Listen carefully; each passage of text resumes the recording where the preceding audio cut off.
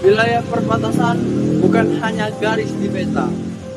Ia adalah ruang hidup, identitas, dan pertaruhan kedaulatan negara. Wilayah perbatasan merupakan bagian dari strategi dari suatu negara, karena tidak hanya berfungsi sebagai garis kedaulatan, tetapi juga sebagai ruang hidup masyarakat yang berada di garis depan negara.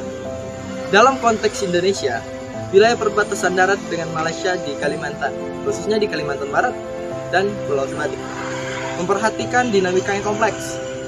Perbatasan di kawasan ini tidak bisa dipahami semata sebagai batas geografis, melainkan sebagai ruang interaksi sosial, ekonomi, politik, dipahami semata sebagai batas geografis, melainkan sebagai ruang interaksi sosial, ekonomi, dan politik yang berlangsung secara intens setiap hari. Oleh karena itu, pengelolaan wilayah perbatasan menjadi isu krusial dalam menjaga keutuhan wilayah sekaligus menjamin kesejahteraan masyarakat perbatasan. Salah satu persoalan utama di wilayah perbatasan Kalimantan Barat adalah banyaknya jalur tidak resmi atau yang sering disebut jalur tikus. Jalur-jalur ini dimanfaatkan untuk berbagai aktivitas ilegal seperti penyelundupan barang, narkotika, serta perlintasan pekerja migran ilegal. Kondisi geografis yang sulit dijangkau, ditambah dengan keterbatasan pos pemeriksaan resmi dan sumber daya pengamanan, menyebabkan pengawasan negara belum berjalan optimal. Akibatnya, wilayah perbatasan menjadi area yang rawan pelanggaran hukum, lintas negara, dan memperlihatkan lemahnya kehadiran negara secara nyata di lapangan. Permasalahan perbatasan tersebut semakin terlihat jelas ketika dikaitkan dengan Pulau Sebatik, sebuah pulau yang terbagi antara Indonesia dan Malaysia. Pulau ini menjadi simbol kompleksitas pengelolaan wilayah perbatasan. Masyarakat yang tinggal di dalamnya hidup dalam suatu geografis yang sama, namun di bawah dua sistem negara yang berbeda. Interaksi lintas batas di Sebatik berlangsung secara alami dan intens, baik dari bentuk perdagangan, mobilitas, maupun hubungan sosial. Dalam praktiknya, garis batas negara sering tidak menjadi hal utama bagi masyarakat sehari-hari. Ketergantungan masyarakat Pulau Sebatik terhadap Malaysia merupakan salah satu dampak nyata dari ketimpangan pembangunan wilayah perbatasan. Banyak warga Indonesia di Sebatik lebih memilih berbelanja, bekerja, dan mengakses pelayanan kesehatan ke Malaysia karena fasilitas yang tersedia dinilai lebih lengkap dan mudah terjangkau. Ketergantungan ini menunjukkan bahwa persoalan perbatasan tidak hanya berkaitan dengan keamanan negara, tetapi juga berkaitan erat dengan pembangunan ekonomi dan kualitas pelayanan publik. Ketika negara belum mampu memenuhi kebutuhan dasar masyarakat perbatasan, ketergantungan terhadap negara tetangga menjadi konsekuensi yang sulit dihindari. Untuk menganalisis kondisi tersebut, teori tata kelola wilayah perbatasan memberikan kerangka pemahaman yang relevan. Teori ini menekankan bahwa pengelolaan perbatasan tidak cukup dilakukan melalui pendekatan secara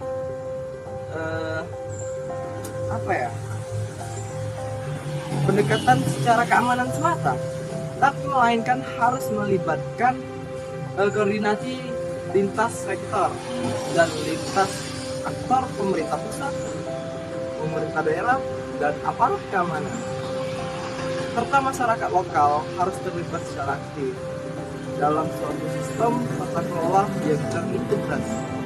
Tanpa koordinasi yang kuat, kebijakan perbatasan berpotensi berjalan parsial dan tidak menjawab kebutuhan real masyarakat di lapangan.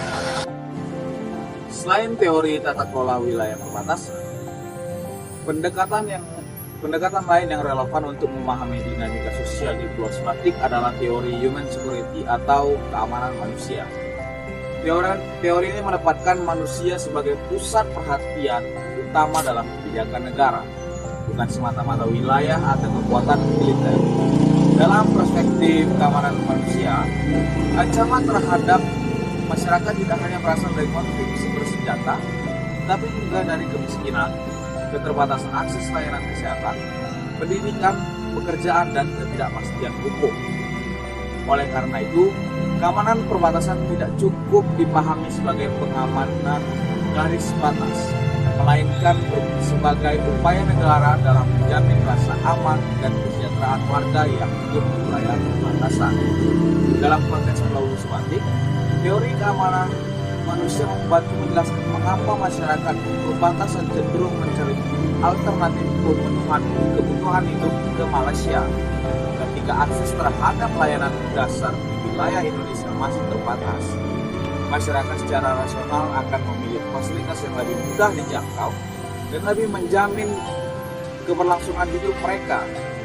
Fenomena ini menunjukkan bahwa lemahnya kehadiran negara dalam aspek kesejahteraan dapat menjadi ancaman serius terhadap keamanan manusia masyarakat perbatasan. Jika kondisi ini berlangsung dalam jangka panjang, bukan hanya kesejahteraan warga yang terancam, tetapi juga rasa keterikatan sosial dan kebangsaan mereka terhadap negara. Dalam perspektif hukum internasional, pengelolaan wilayah perbatasan harus berlandaskan pada prinsip kedaulatan negara dan penghormatan terhadap batas wilayah besar. Prinsip Unipotentitas Juris menegaskan bahwa batas negara yang diwariskan dari kolonial harus dihormati dan harus dijaga stabilitas dan untuk mencegah terjadinya konflik antar negara. Dalam hubungan Indonesia dan Malaysia, prinsip ini menjadi dasar dalam pengelolaan wilayah Pulau Batik, sekaligus menuntut penyelesaian permasalahan batas melalui jalur diplomasi dan kerjasama bilateral yang damai.